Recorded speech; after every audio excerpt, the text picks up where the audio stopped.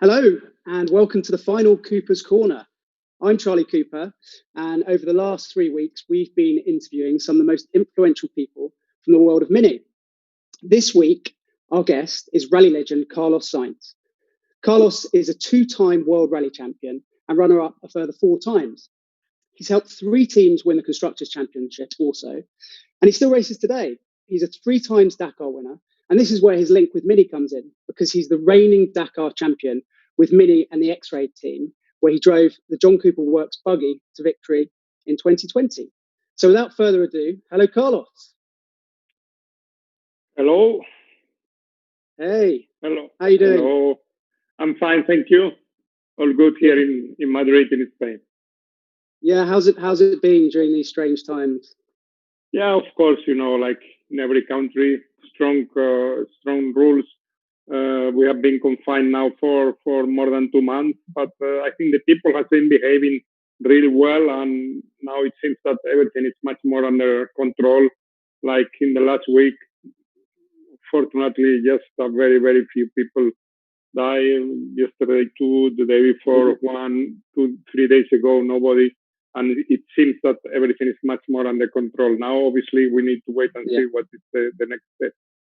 Yeah, I think everyone's hoping we're through the worst and we can look forward and move through this bad situation. So, yeah, fingers crossed. And same in the UK and in London. So, anyway, let's talk about Mini, and that's why we're here. We've got lots of Mini fans who have joined us.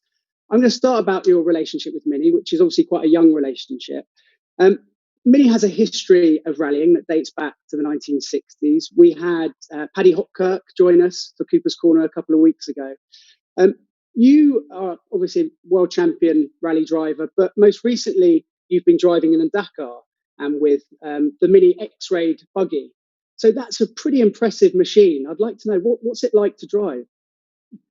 Well, obviously, the Mini has been really working very well. That has allowed us to win the race, Especially, I joined forces with Mini 2 years ago, let's say, before the Dakar from last year. And obviously, we did make good job preparation for not this year Dakar, previous year, and we had some small problems during the race, but I have the feeling that the potential was there.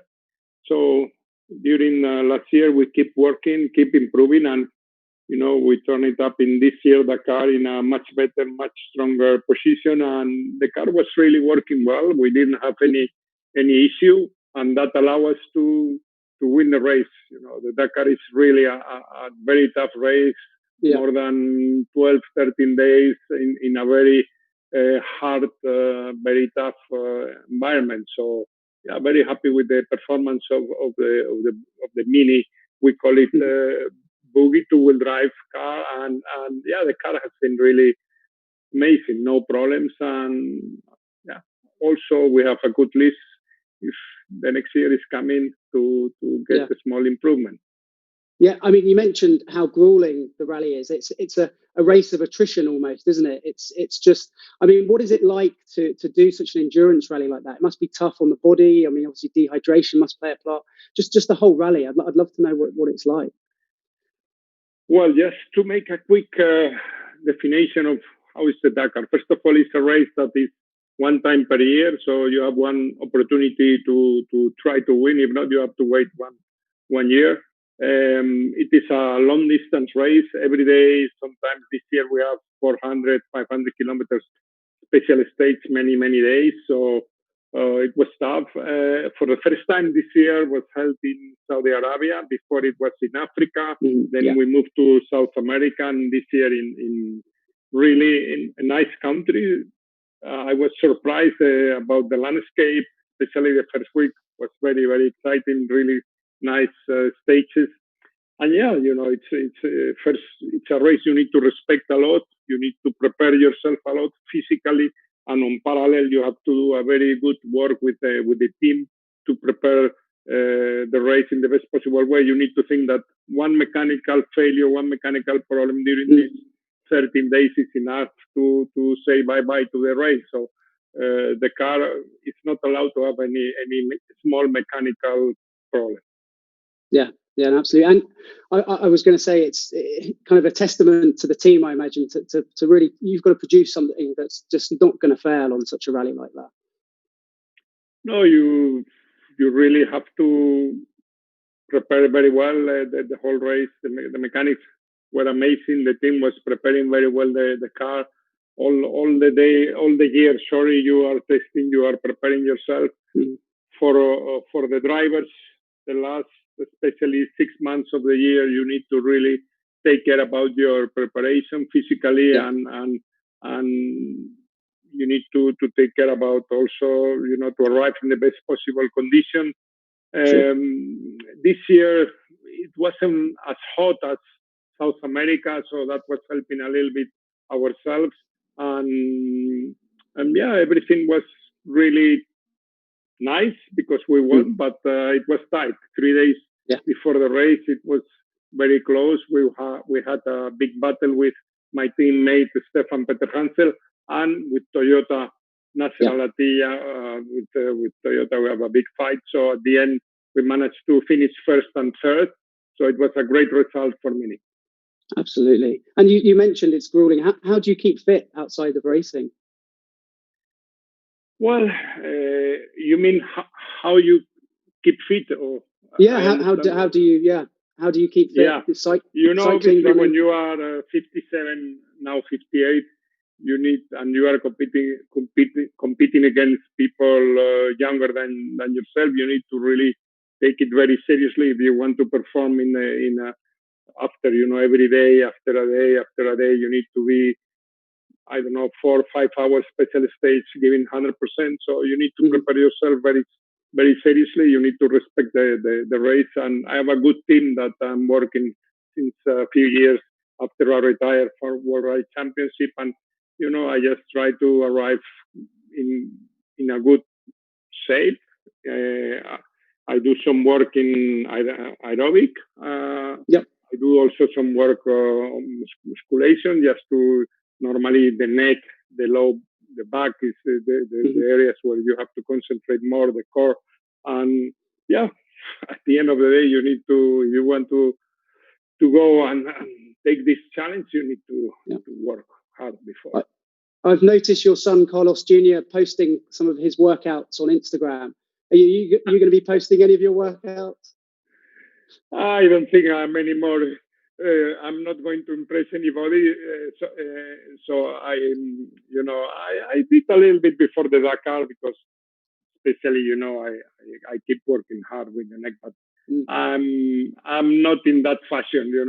Probably I'm not so keen like the young people are showing all this type of stuff. Yeah, I think the new one's TikTok. All the really young kids are getting mad on TikTok. Yes, for me it was already not so easy to connect to you. So I've been learning a lot during this quarantine, during this period of confinement. To get used to Zoom and all this. So yeah, they are much more used, of course, to the social media than what I am. Yeah. No, technology has been pretty helpful in these times. I think we're all kind of up on technology at the moment. But you did mention how grueling the Dakar is. I was going to just ask you very quickly about the danger in motorsport. You've had such a long career and obviously had accidents, and I've seen some of your accidents in the past in rallying that were quite spectacular. As many racing drivers get older, they seem to slow down, and some say it's because of a fear that comes in. They start to realize their own mortality that perhaps as a younger driver you don't have. Like, you're still competing and winning. How do you manage that? I mean, do you just switch off when you get in the car, or do you start thinking about it a little bit? Well, first of all, I think it's a lot of passion still inside. The passion is probably the fuel that makes me keep going and keep working, as we were discussing before, to have a good preparation, to have a good test and all that. And of course, I still believe that I still have the speed to win. And the day I believe I don't have the speed to win Dakar, it will be the time to stay at home. This is clear. It's risky business. You know yourself. You, especially in a rally like Dakar, you don't know. You never go before the stage, so sometimes you believe some parts are very fast, and you have to trust a lot if they in your eyes, and you believe it's good. And there are many occasions where you have big moments where your heart is jumping on because you have big moments and you were not expecting. So you need to get the right balance between speed and good strategy. But everybody knows the Dakar is dangerous, but I try to make it as safe as possible at the same time. Yeah. No, I've seen some of the footage from this year, and I watched it when it was on, and there's some spectacular jumping over the dunes. It's pretty impressive. I was going to say some of the mini community are going to have some questions, so I'm just going to chip in and say if anyone's out there we're on Facebook Live and on YouTube, please come in with any questions with Carlos, because we're going to come to the questions at the end of the interview. So please come in with any questions. But still carrying on with Mini, I've got to ask, do you have any future plans with Mini and the X-Ray team and JCW? Well, of course, this situation has not helped for develop what is going to happen this year, and especially in the Dakar of 2021. First of all, I hope it will be a Dakar, which I strongly believe it's going to happen. Secondly, I hope that we can join forces again with Mini. I strongly believe it's going to happen. Everything is in the last couple of weeks has been really moving forward, and I think it's 99%, 95% sure I will. If it is right, I will compete again with Mini. That makes me very happy because I have really good relationship with the brand and with the people in Germany, all over the world, of course, in Spain. X-Ray, as you know, it's in Germany. And, after the last race, we make a good list of how to improve the car, and all things are,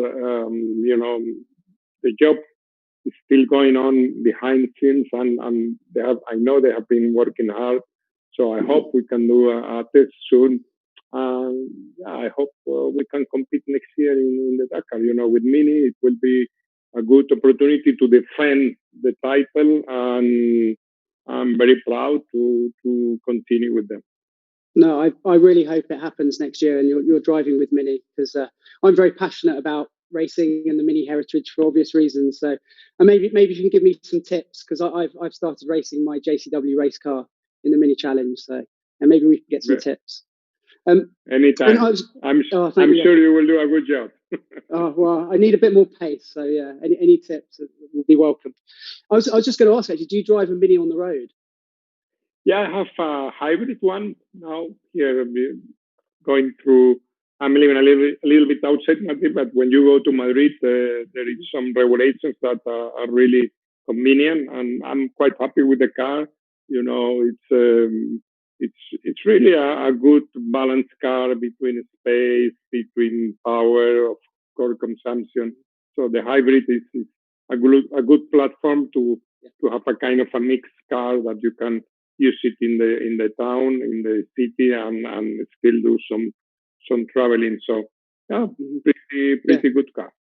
Good space as well. The Countryman hybrid. There's deceptive space. I miss having my Countryman. When you see how was the Mini and how is the Mini, then you put it together, it's a big difference. Yeah. It's a bit bigger than the old classic Minis, definitely. Talking of Madrid, actually, I was going to ask you. I read, and it's been documented, that you obviously were a squash champion growing up, and you're a very good football player, even having trials for Real Madrid. Well, it's lots of people say you're a very good footballer. So I was going to ask. I'm a big Arsenal fan myself, which no comments about that, please, to anyone. But I was going to ask you still a football fan? Do you follow Madrid? Absolutely, yes. I'm a big fan of football, big fan of Real Madrid. I'm member of the club, and still going from time to time when Real Madrid is playing. Actually, when I'm leaving my neighbor is Bale. I have Benzema, Bale, few top players around, and Hazard, for example, and really, football is a very nice sport, and I've been a big fan of a lot of sports, but football is true. It's I was playing a lot when I was young, also squash, but football I still. I'm not playing anymore because a few years ago I broke my Achilles tendon, and and I thought it was time to take it a little bit more easy. But yeah, of course I'm a big supporter of Real Madrid. Yeah, well, it's an amazing club. If I know you have links with the club, and if there's any good players that are leaving, please tell them to go to Arsenal, because I think we need to climb up a little bit, be great again. We used to have a very good team, and it's fingers crossed. We've got Mikel Arteta, who I think another famous Spaniard in the Premiership. Yeah. So I think he's a very good manager. So I've got my fingers crossed. So yeah, how did you make the switch? Obviously, from being a squash champion and a football player, how did you switch to racing when you were younger? Well, when I was 11, 12, 13, my sister met my brother-in-law, which he was a rally driver. So my attention already, I have a lot of attention about rally cars and motorsport, but of course that fired up a lot my attention into rallying, and I wanted to compete when I became 18 years, when I get my driving license. So yeah, I was waiting, I was following, I was going to for some rallies in my region, close to Madrid, following these small rallies, and yeah, all this passion started to become more and more. And as soon as I became 18, at that time, karting was nothing really, so it's not like today.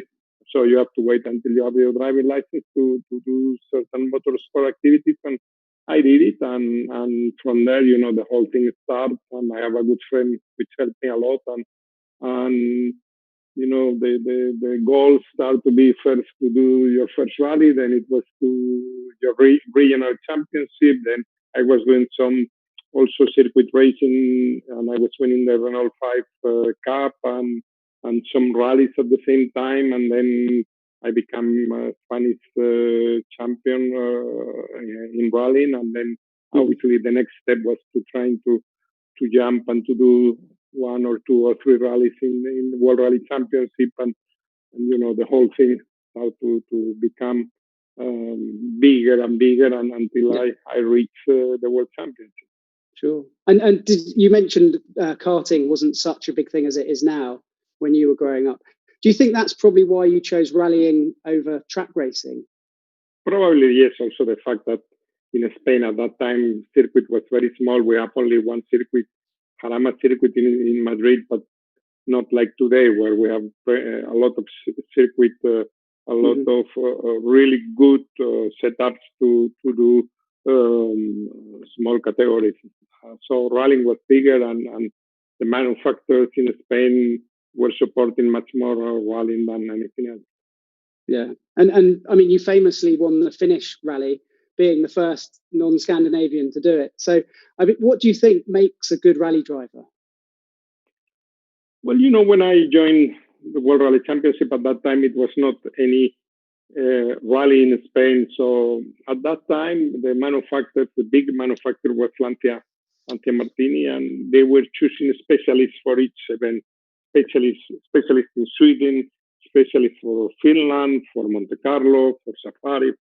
And I always thought one day I need to try to help to change that, because I always thought that a good rally driver should be able to win in every surface, in every type of terrain. Doesn't matter if it's gravel, rough, smooth, asphalt, snow, whatever. And I think I managed to win RAC Rally, to win obviously Thousand Lakes, which was really emotional, Monte Carlo, Corsica, Safari, so different type of rallies. And I think after that, it was not anymore specialists, all the good world champions after that.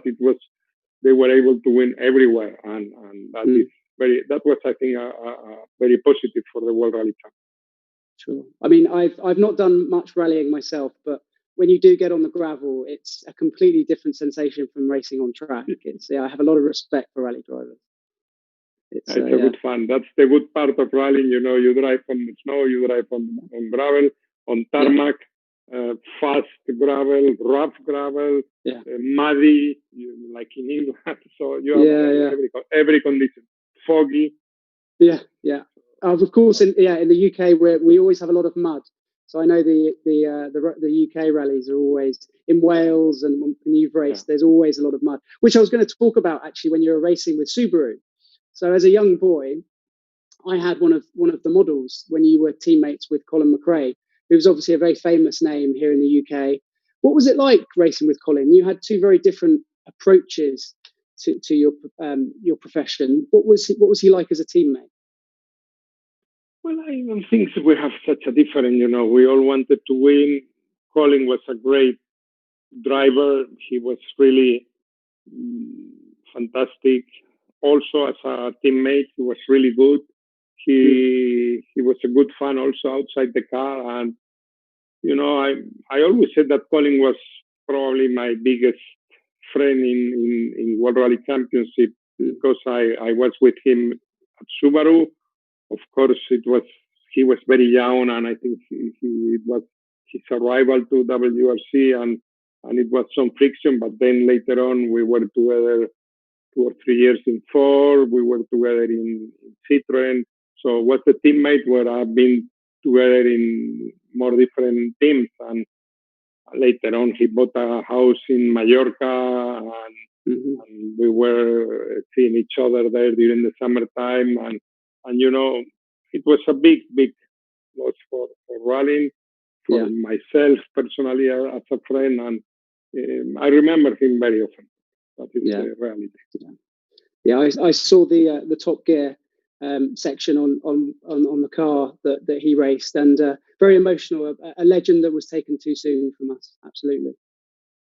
But really a nice guy, and a big loss. I saw Alison last year in an event of the FIA, and his daughter, which is really, really now a señorita. Wow. Yeah. No, I like I said, I remember you both when I was a boy, watching you both on TV and kind of a golden age of rallying. And I just remember that blue Impreza, Subaru Impreza that I had a model of. So yeah, I think about those times a lot, and it was pretty impressive what you both did as teammates. See, talking of teams, you've raced for a lot of teams over your career. I've got to ask you, when you were in the World Rally Championship, which team brings back the best memories? Which was probably your favourite period? I mean, obviously you won the 2 World Championships, but well, it's difficult to say. I think it will not be fair to spot, a team.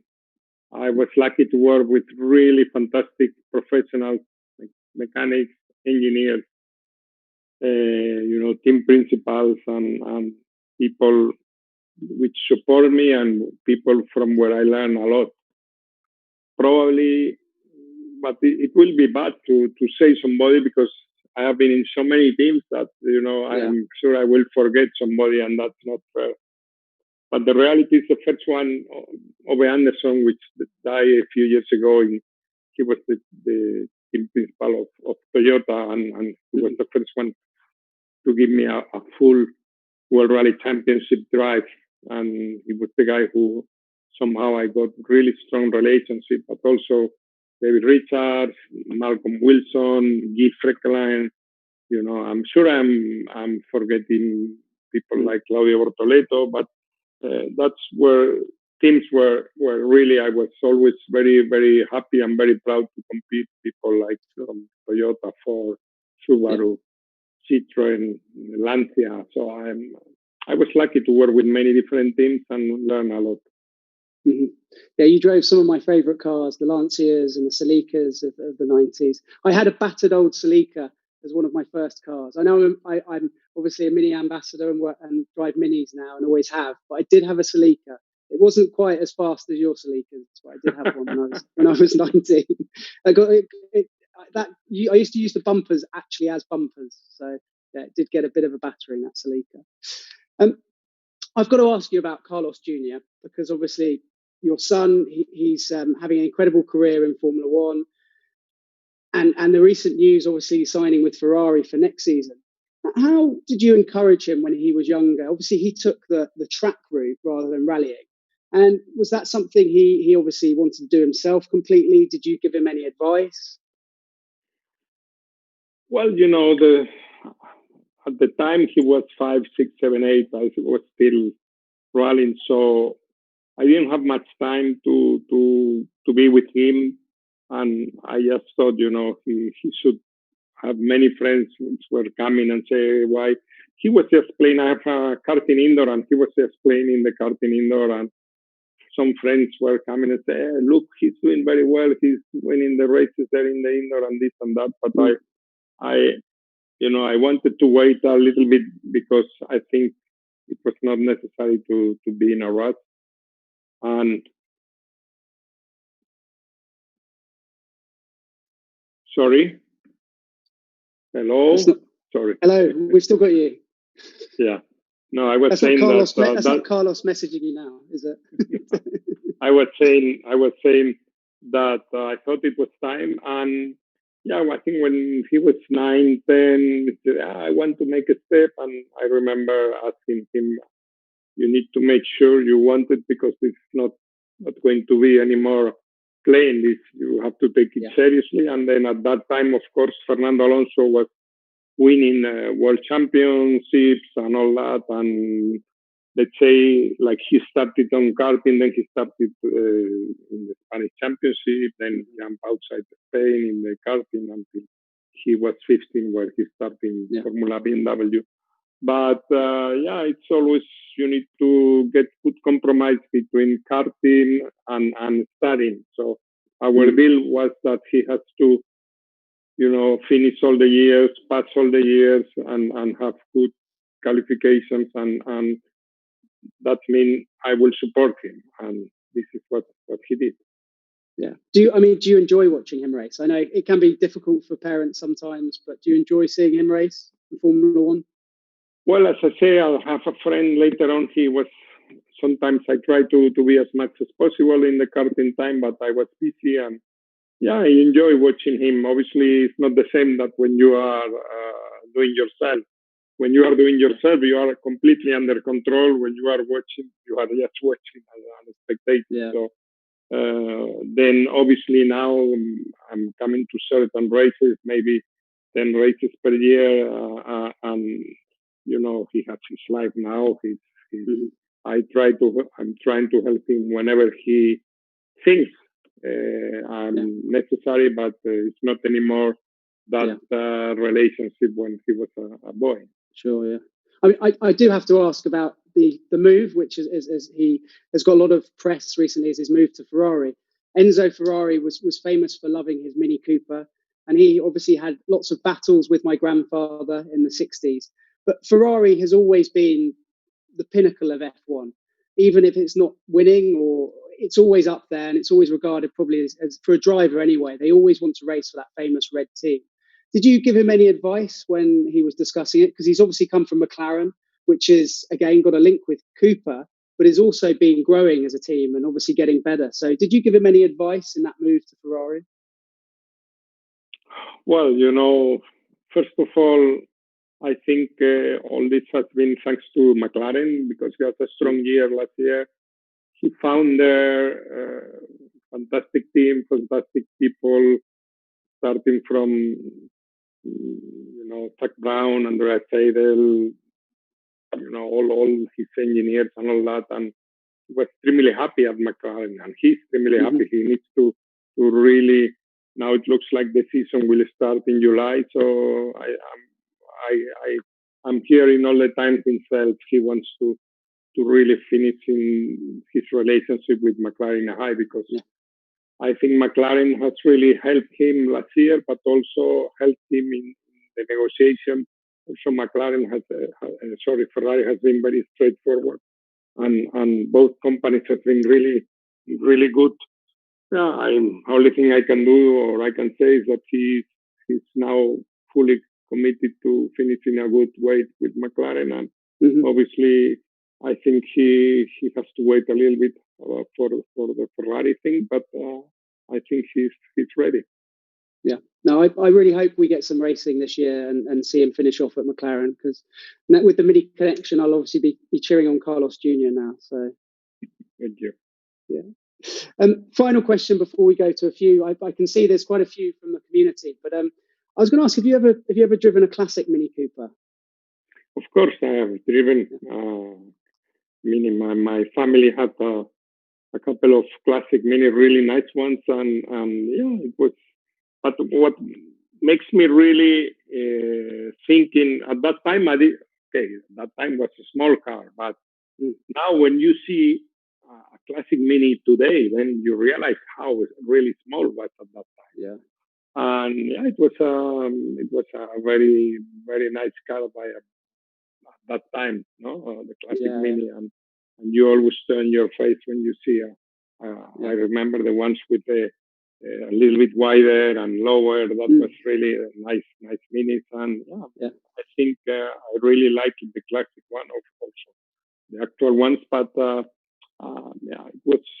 I think it was making really an impact in his time. Yeah. No, we've got a 1964 Mini Cooper S race car.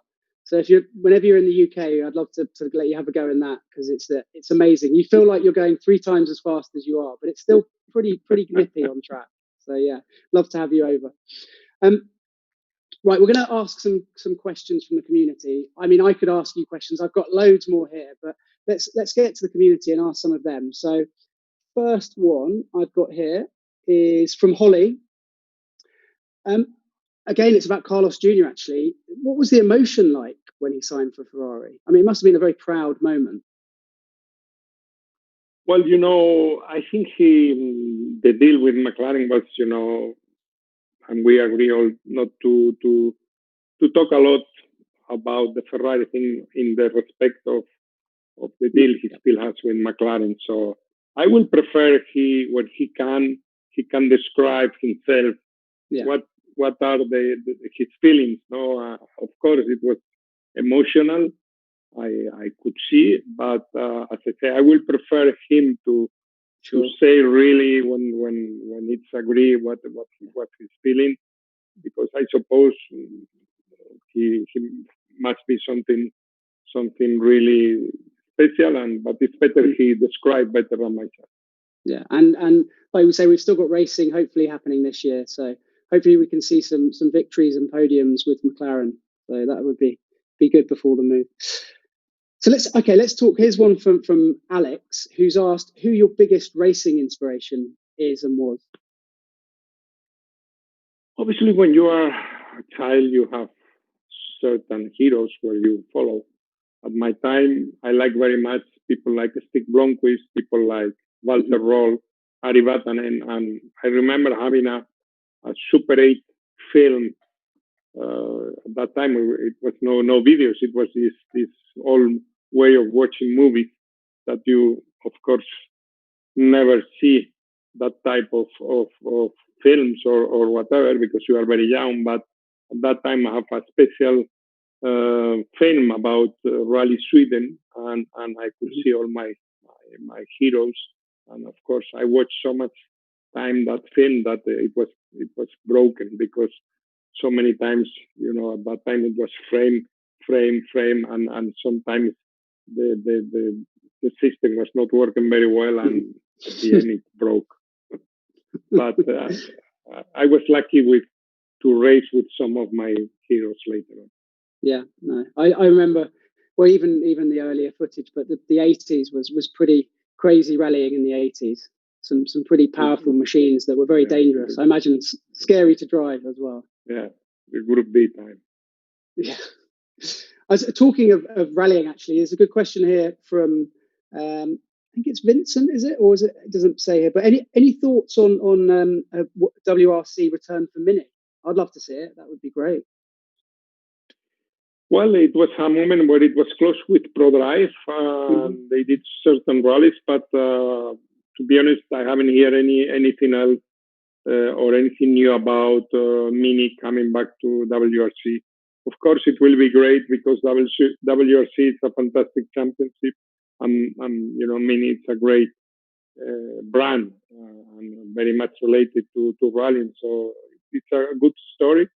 Now, of course, situation with automotive industries is not easy at the moment after all this coronavirus, but I'm optimistic that things will get better. I hope, all the activities in motorsport, Formula One, World Rally Championship, the Dakar, touring car, I hope the manufacturers still see the motorsport as a platform to invest and to show their products, and because I'm passionate about motorsport.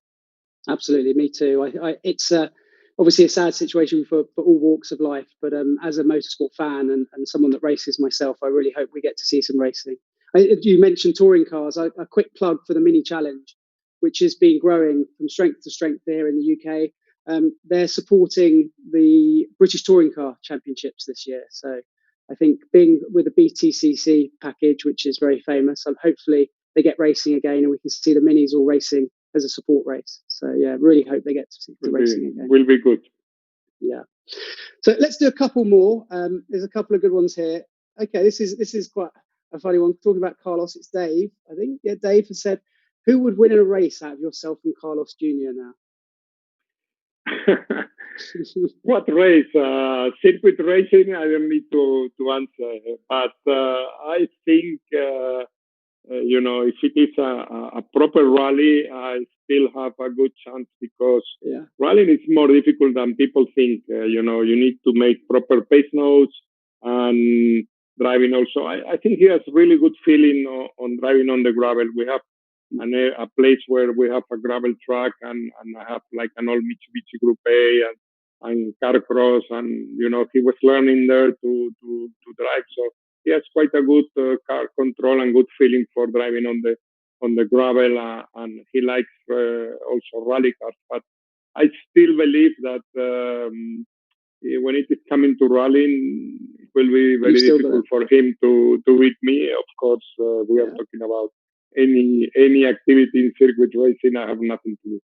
Yeah, there's always a father-son rivalry. I know me and my dad play table tennis a lot, slightly different than racing, but yeah, he hates it when I beat him, so he's always trying really hard. There are certain things which I still, not many can beat him. One is squash for sure. Oh, great. And this is we have big battles on golf as well. And we have a good fun. We are competitive. Maybe we should have maybe we should have a Coopers versus the Sainz's golf game. Yeah. So let's do one more. Actually, this is a great question. I think it's from Josh. Would you consider taking part in the Pikes Peak Challenge, which is obviously an impressive race? Yeah, I think I have been close a couple of times, but for one or another reason, never managed to be there. I think it's a good race, and some other rally drivers have been really competing. And now it's all tarmac. I hear from a few years ago it's all tarmac. I asked Sebastian Loeb when he was beating the record with the Peugeot and all that, and it seems to be quite a good challenge. Why not? You can never say no. So could be a good challenge. Yeah, I'd love to see you do it. We have to get you in a Mini, though. Have to be in a very powerful Mini. It has to be a very powerful and very special Mini. Yeah, it's going to be special. It's going to be special.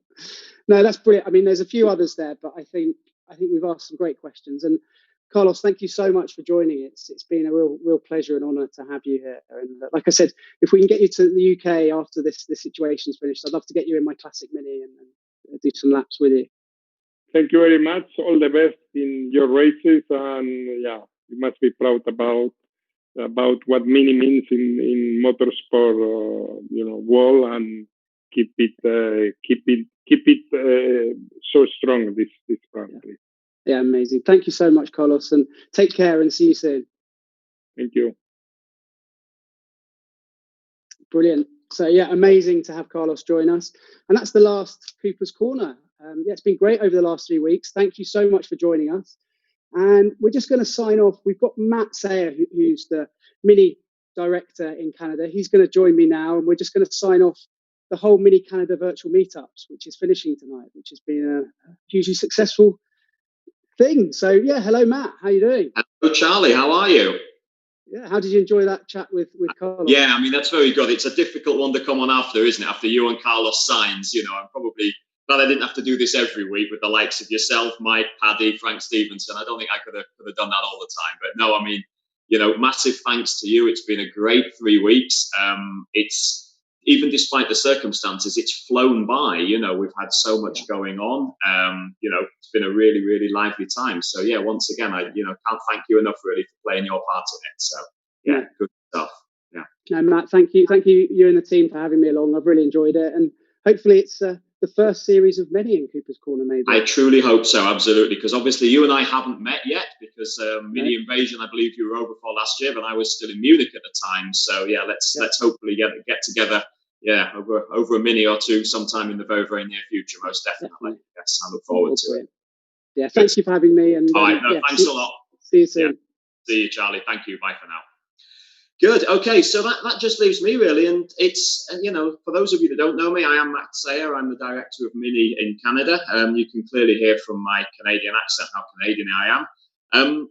It's been a fantastic 3 weeks, really. We've, this has gone better than we could have ever imagined. The Mini virtual meetups. No, I don't have a brother called Leo Brummy. Very good. Glad that one came on nice and early. I've got the comments coming in on the YouTube on the left side there. So if you would like a shout out, let me know who you are, what you're driving, where you come from, and I'll do my best to acknowledge you. So yeah, I mean, so far, just a couple of numbers. We've had, I believe we've had over 200,000 people dialing in or viewing in at some point across all of the events that we've been doing, which is a fantastic result. We've had people dialing in from UAE, from the UK, Spain, Germany, US, of course, Canada, naturally. And it's fair to say we've had a fairly varied set of events as well. I mean, from everything through from the Cassie Day fitness session, we participated in that. I have to say, Cassie, if you're watching, it was slightly more difficult than perhaps I had in mind at that time in the afternoon, I must say, but very good all the same, and that was very well received. I didn't actively participate in Will's Jams, although I did view it. I kind of felt I was a little bit out of the target age for that, but that seemed to be, very, very, very, very well done and very, very well received as well. Lynn Crawford, that was just amazing.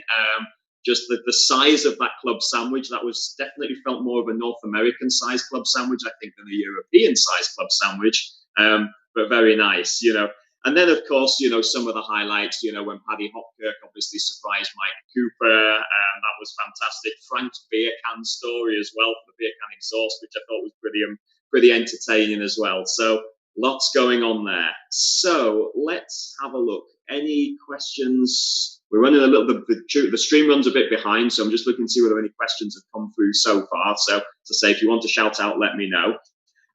Meanwhile, more importantly, obviously we did have some activities. And the good news is I've got some winners to announce. So I'm going to go first to Show and Shine.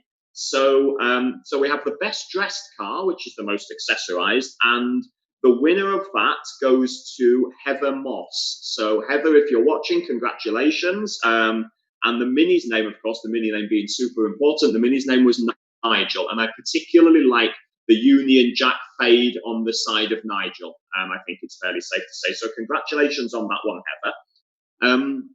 The next one we have is the Best Classic Mini, and it makes me very proud to see that the Best Classic Mini does actually have a British registration plate on it, although that wasn't why we chose it, but it's a fantastic picture. So the owner's name is Devin, and the Mini's name is Norris. So congratulations to Devin and Norris for the Best Classic Mini Award. Thank you very much for participating. And then we have the last one at the moment is the best scenic, or the most scenic background, best scenic background. And that goes to Charlene Tung, and her Mini name is Red Rocket. And I'm looking at that picture, and that is certainly a fantastic picture with the full rainbow in the background there. So yeah, fantastic. Thanks everybody for participating. That was, really great, and it looked like a good bit of fun for everybody. While we're talking about fun, obviously, we had the show and shine as well with our resident car care expert, Stuart Dawson, giving all of his best practices on how to keep your Mini in tip-top order. So that was very nice. And also, we have a couple more here. I'm just looking through. So, scavenger hunt, of course. How could I possibly forget? So, we have a couple here, haven't we? So, I'm just again going to scroll up to the picture. So, we had a lot of canine pilots, to be honest. So, this was a pretty difficult one to choose. But the one that we landed on was Ozzy and his canine co-pilot. So, I'm looking at an image here of Ozzy with a blue leash on, I think it is, sitting on the knees of his very, looking pretty sleepy on the, as I say, by the steering wheel of his owner's Mini. And then lastly, we have Kevin and his family showing their Calgary Flames pride with matching outfits for themselves and their Minis. So that looks like it's quite something as well. So beyond that, we've got a couple of other shout outs as well, because one of the things, and there's always, with everything going on in the world, a slightly more serious note, because we've had, with the whole COVID-19 situation, we did ask people to nominate anybody that they knew that they felt had made a significant difference to the current world in which we live. And I'm pleased to say that a gentleman by the name of Stuart Hurst nominated Leslie Hurst, his wife. I'm not quite sure where you're located, unfortunately, Stuart and Leslie. But what I do know is that, Leslie, you're a nurse for 30 years, and I believe you're in a regional role right now. And when all this pandemic started, my understanding is that you went back into a frontline role so you could support in the best way that you possibly can to other staff and other teams. And I believe you volunteered actually for the frontline crisis response team, which obviously comes at a significant cost because of the time you need to spend away from your family, and also the fact that you even have to socially distance from people within your own family. So, I'm sure there's many, many other people out there as well that deserve a shout out, but this was one that I've got here in front of me. So thanks ever so much, Leslie, for your support, and I'm sure plenty of others will join you in thanking you as well. And that was, as I say, nominated by Stuart, your husband. One more, and this is a little bit closer to home actually from a Mini point of view, because this goes out to Raphael Wong, Raphael's the sales manager at one of our Mini dealers, Mini Richmond, although that isn't really part of the story. The main part of the story is that Raphael actually participates in 3D printing as a hobby anyway, and Raphael has actually been manufacturing the ear saver clips, which I believe are used to make the wearing of masks more comfortable whilst people are wearing them for long period of times. And then he's been driving around in his new Mini Cooper SE, so the electric Mini, to deliver these to the hospital communities in the greater Vancouver area. So Raphael, massive thank you and a massive shout out there. Okay, so let's have a quick look here. So hi from the community Mini Club in Spain. Thanks for these amazing weeks. Please keep up this amazing work. Buenas tardes. Yes, no problem. We'll do everything we can. I certainly hope that we can continue to do such things in the future. Okay, so that really closes everything off, I think, from this point of view. So I'd just like to say a massive thank you for everybody who's tuned in. Massive thank you to everybody who has supplied pictures, imagery, shout outs, and so on and so forth. Thanks a lot, much appreciated. And let's keep this Mini community going on, keep it together. Hopefully at some point in the future, we'll get the opportunity to meet up in person. But this certainly has been a bunch of fun to do. So thanks ever so much, and I look forward to seeing you next time. Bye for now.